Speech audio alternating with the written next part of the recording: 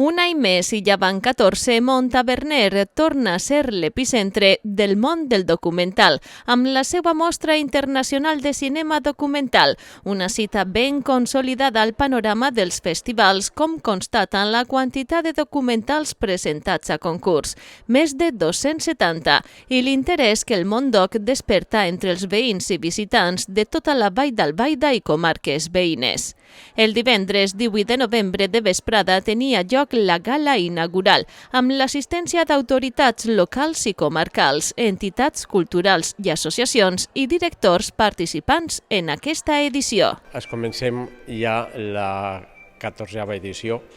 amb molta il·lusió, perquè ja és, per nosaltres ja és la quarta edició en aquesta legislatura que fem, i la veritat és que hem tingut que passar ahir uns anys complicats, però bueno, gràcies a Déu ja enguany va ser ja un any normal i corrent.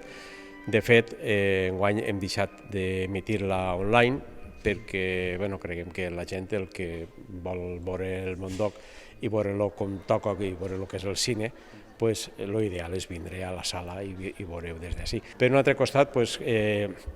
us puc dir que enguany hi ha una sèrie de documentals molt bons, me refereix perquè hi ha alguns d'ells, inclús si vegeu el catàleg, tenen algun premi ja concedit en algun festival de curtmetratges.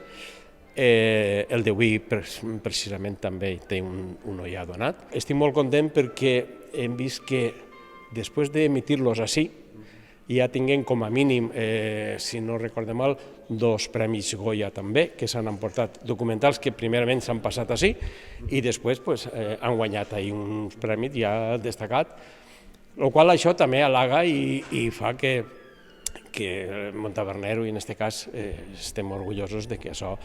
segueix avant i segueix funcionant. Treballs de contrastada qualitat que converteixen aquesta cita en tot un referent i en imprescindible per als cinèfils i amants del documental. La mostra és, a més, la primera en la comunitat valenciana dedicada íntegrament a aquest gènere i després de 14 anys continua en plena forma. És important fer coses diferents, coses que atraiguen, coses que tinguen rellevància,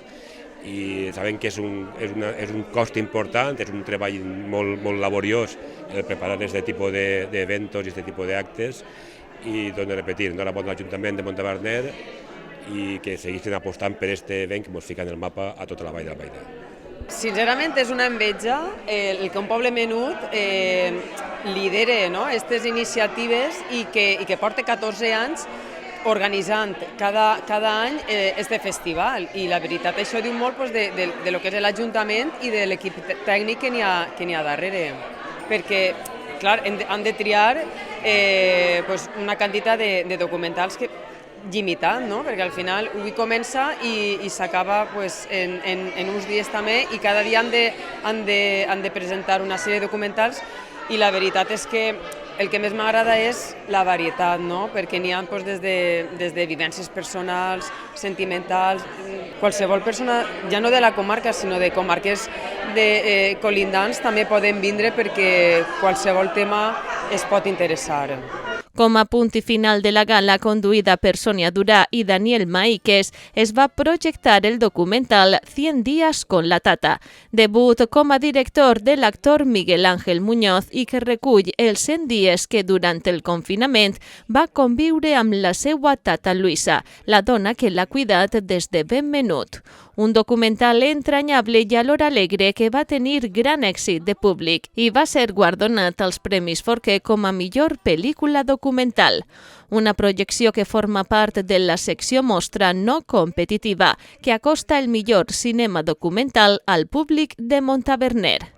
Ja el dissabte començava la secció competitiva amb la projecció dels documentals seleccionats que opten a premi a l'Auditori Lluís Peiró, que ha patit importants reformes per fer més grata l'experiència dels espectadors. Donem gràcies que vam arreplegar una subvencioneta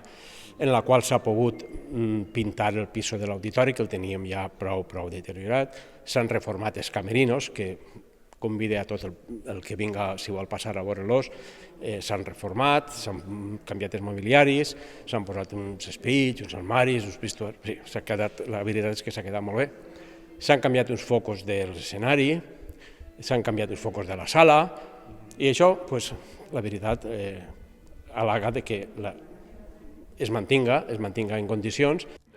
El dissabte es presentarien els llargs Una isla en el desierto y Algo salvaje, la història de Bambino, i el curt Por una vida mejor. El diumenge fou el torn del llarg Dreamers, la pel·lícula, i els curtmetratges Maldita, A Love Song to Sarajevo i Flores para Concha. Totes les projeccions són amb entrada gratuïta.